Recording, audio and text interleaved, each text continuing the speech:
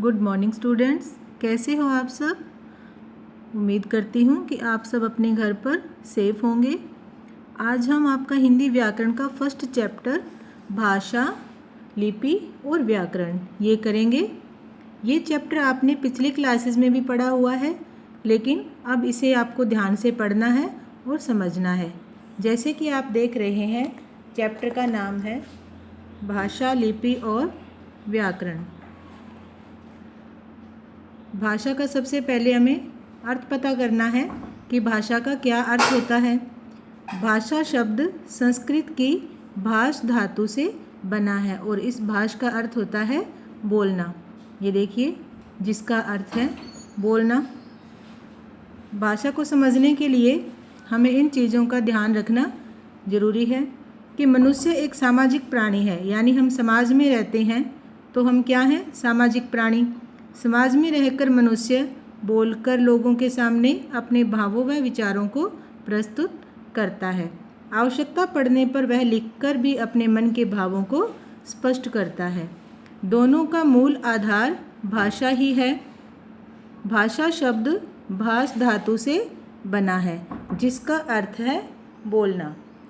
मनुष्य जिन ध्वनियों को बोलकर अपनी बात कहता है उसे भाषा कहते हैं। बच्चों, इस चीज़ से हमें यही समझ आता है कि हम अपने मन की बातों को, भावों को, विचारों को चाहे बोलकर प्रकट करें चाहे तो लिख कर प्रकट करें, दोनों ही आधार क्या हैं, भाषा कहलाते हैं। क्योंकि हमें अगर अपनी बातें दूसरों को समझानी है और दूसरों की समझनी है तो हम क्या या तो सुनकर समझ रहे हैं या फिर देखकर समझ रहे हैं। कोई हमें लिखकर बता रहा है या बोल रहा है, हम सुन रहे हैं। इन सब माध्यमों से हम उन बातों को समझ रहे हैं और अपनी बातें भी इसी तरीके से दूसरों को समझा देते हैं। तो ये सब किसके द्वारा होता है, भाषा के द्वारा। तो भाषा हमारे जीवन में बहुत ही महत्वपूर्ण है।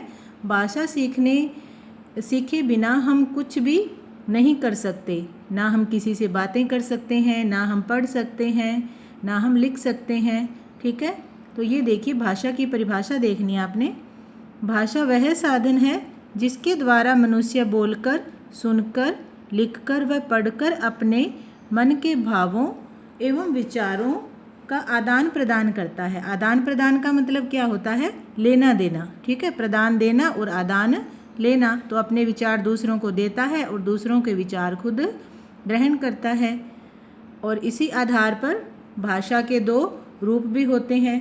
ये देखिए, भाषा के कौन कौन से दो रूप हैं, मौखिक और लिखित। मौखिक भाषा, अब जैसे हम मुख से बोल रहे हैं, मौखिक, मुख से बोली जाने वाली भाषा। व्यवहार में हम बोलकर ही अपनी बात दूसरों तक पहुंचाते हैं। आपने देखा होगा कि ज़्यादातर हम अपनी बात समझाने के लिए दूसरों के साथ बातें करते हैं। तो बोलने का जो रूप है भाषा का, विचारों को प्रकट करने का, वह मौखिक रूप कहलाता है। और मौखिक भाषा ही भाषा का मूल रूप है, जिसे हम समाज में रहकर ग्रहण करते हैं। यानी मौखिक भाषा सीखने के लिए हमें पढ़ना लिखना ज़रूरी नहीं होता। जो हम सुनते हैं वो हम सीख जाते हैं। Thank you. अब अगली वीडियो में हम आपको लिपि व्याकरण के बारे में समझाएंगे।